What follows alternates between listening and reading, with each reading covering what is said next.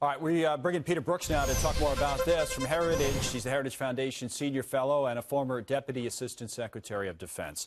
Good to see you here in New York. Yes, Peter, good to be with you. All the time on remote. Right. Now, to follow up on Peter Doocy's reporting, a couple of questions, and I also want to talk about oil, which is obviously of our interest. He says, well, we don't want to see any rocking the boat for the Trump administration. It seems to me the Senate rocks the boat here a little bit with this. Yeah, it certainly does. Of course, remember, this is a lame duck Congress, right? There's a new Congress coming in next year, but there's a bunch of things going on here. One is they're unhappy about what the administration's done about the Khashoggi murder. Right. They're unhappy about the war in Yemen. And they're also happy, if you heard Bernie Sanders talking about the War Powers Resolution. They've been saying that Congress has to give the president authorization to use force involved with the Yemen war. So there's a lot of complicated issues here. What are the odds, as they push it forward, that they can get, to Peter Doocy's point, this veto-proof majority that would force the president to act here? Well, this is just a resolution, a non-binding resolution. It's a sense of the Senate saying we're really unhappy about this. This kind of sends a signal to the White House that we want you to do some things about it. Otherwise, we may do something. And I think that's going to come up in the next Congress. Yeah. Now, right now, the House isn't going to do anything about the Senate resolution.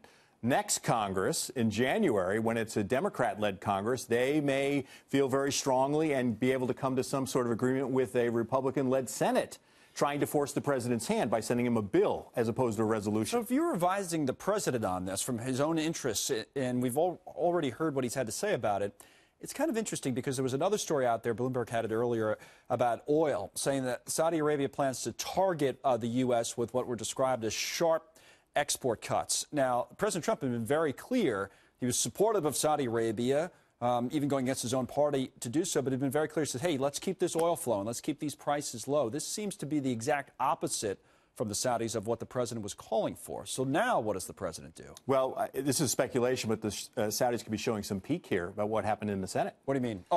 Yeah, they're unhappy. They're unhappy by this resolution. And so they're saying, okay, fine. If you're but they're really sticking it to the president. He's the one They are sticking it to the president, and they may make the president may have to make some tough decisions because of this. They're also in cahoots with the Russians.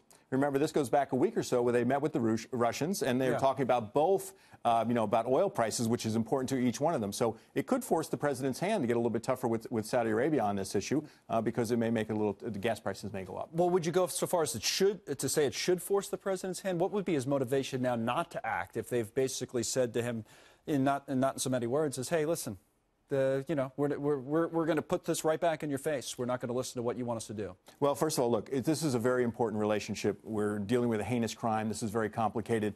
But there is a lot of signal here in the United States that they're unhappy about it. And the Saudis may have forced the president's hand based on the raising of oil prices. And he may decide he needs to do something. But this is not the end of the story. Okay. This is, once again, we're in a lame-duck Congress. We're moving into the holidays. There'll be a new Congress next year. And we'll have to see what happens, in Saudi Arabia if we see some sort of accountability, which is what everybody is calling for over this heinous crime. And as a final point, I also wonder what our strategic interest is for that price of oil that both of us are looking at right now. It's at $53.11, so it went up a couple of bucks today. I know everybody likes to say for consumers, and it's true, we want as low as price as possible. I get that.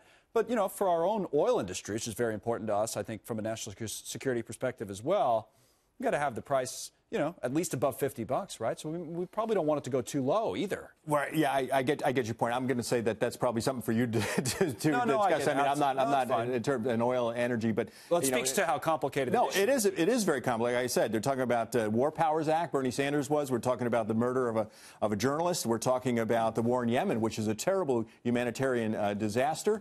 And it means that there's tough challenges and tough choices ahead for the administration and others, not just the United States.